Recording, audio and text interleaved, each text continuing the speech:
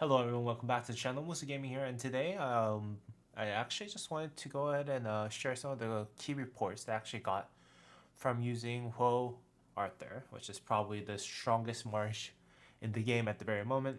I just wanted to kind of share a couple reports that I think might be helpful for those of you who are considering investing in Whoa and Arthur, or even those of you who are currently using just kind of couple of things that I did want to share in terms of how he does in the field, as well as what scenarios that I think he thrives in the most. What scenarios and he actually does not do as well as he does on the other scenarios. So yeah, so let's just go ahead and get right to it.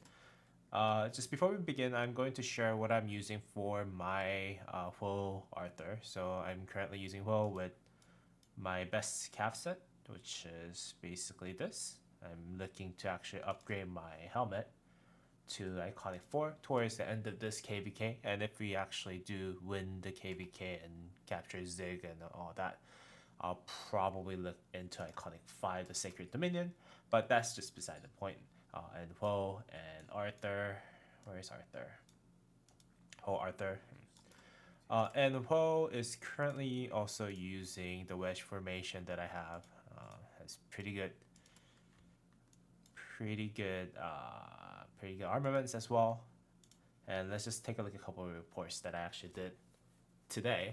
Currently, I'm using 3 March setup. I just did have a lot of deaths actually take place because I was garrisoning, basically solo filling a lot of flags at the moment. So unfortunately, I do have some of the higher deaths. I am on the higher on end for the deaths part. So I'm running 3 marches at this point. It kind of saves you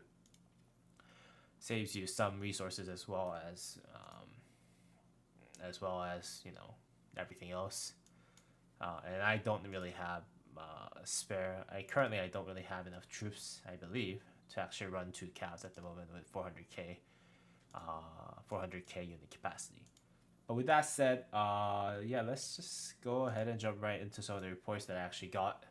So these are some of the reports that I got when I was in the winning field. So right now on the side that I'm currently at, we're actually on the winning side, which means that we have a little bit more field control. And in those scenarios, Arthur slaps very hard. You can see that almost every single report, and you can kind of compare it to some of my Liu Che and Philip, as well as Zhuge Liang Herman reports. But it's just on another level, in my opinion. You can see that my archers are pretty slow, so it gets swarmed down pretty easily. But then again, I'm not saying that Liu Che Philip is a bad combo. It's actually doing pretty well. Uh, sometimes archers are doing well too. But then again, if you compare that to Poe Arthur reports, they're just in another world. You can see that, and you can see that every single report that I have on the winning field are like that, just monstrous monstrosity, whatever, and whatever the English word that I can think of, it just slaps really hard. And all the other marches are not doing so well, even though their equipments are just fine. And yeah, so I just wanted to kind of share, and this is basically where if you're in the winning field.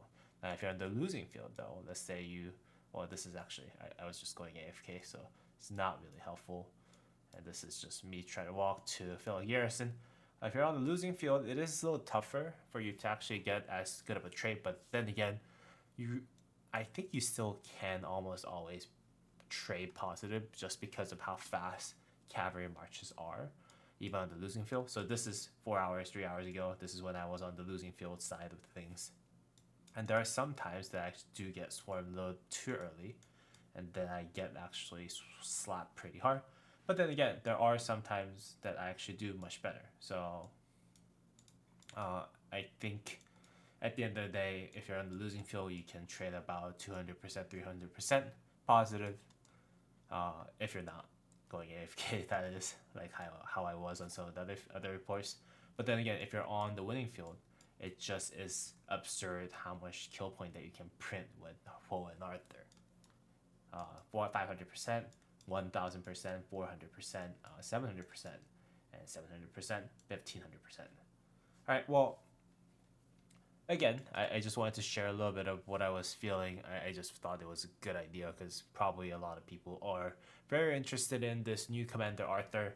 I know that a lot of people are using Arthur Philip as they already have like Delta and stuff available for them. I currently don't have the conversion stones yet, and nor that I think the moment that I was switched to Delta is when I actually have my have a special inscription for the second slot of armament. So that way, if I actually do swap, let's just go ahead and go to Arthur, who has my Delta formation. If you go to Codex for Delta, you know the horn instrument side, you really need this butterfly effect, I feel. So for it to be actually performing a lot better in the field, currently don't have it, so I'll try to actually get this before I actually swap everything else over to Delta so that I can maximize my March's potential in terms of whatever they can do on the field. But anyways, I hope this was kind of interesting for you. Again, I think at the end of the day, I make all the videos just so that it can be helpful for whoever is watching. I hope this was helpful for those of you who are actually looking to invest in those commanders, Poe and Arthur, at this very moment. And I know that some of you might be wondering if you should invest in Poe at this very moment, just because of the fact that next cavalry commander is most likely going to have Delta formation for field. But at the end of the day, that is going to happen in like next 6 months. If you can wait that time, obviously that would be a better investment choice in my opinion. But for people like me who've been basically playing Cav my whole 1,000 days of Rise of Kingdoms, I think it's just better for you to actually go ahead and use Poe Trooping, because otherwise you're wasting all your investment in Cav for the next 6 months. So anyways, that was just a quick kind of update for me. I hope everyone kind of found it interesting, all the marches that I actually did. Just for reference, for those of you who are wondering if what kind of stuff that I'm using for my Liu Che, my Liu Che is actually not doing so well in terms of equipment, but just because I can't invest in Liu Che's Season of Conquest equipments before I finish Iconic 5ing my main march, just so that I can have the maximum amount of potential for equipment side for the server if I'm rallying and garrisoning. But his armaments are actually pretty good. You can see that it has about 30%, 29.9% stats, as well as one special inscription. My archer is a little better. It does have almost all legendary pieces, but then again, in terms of iconics and ton, I can help a little bit. Wedge formation for archers are also a little bit better just because of the fact that I have a little more inscription going on there.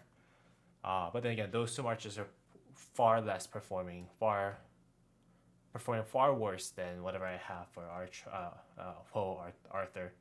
And I don't think it's just because of the differences that I have in equipments and armaments, to be honest. So for those of you who are looking to invest in Arthur Poe, you have my word. At this very moment, when we don't have Subutai available at the moment, in the middle of February as of 2025, I do think Poe and Arthur is really worth your investment.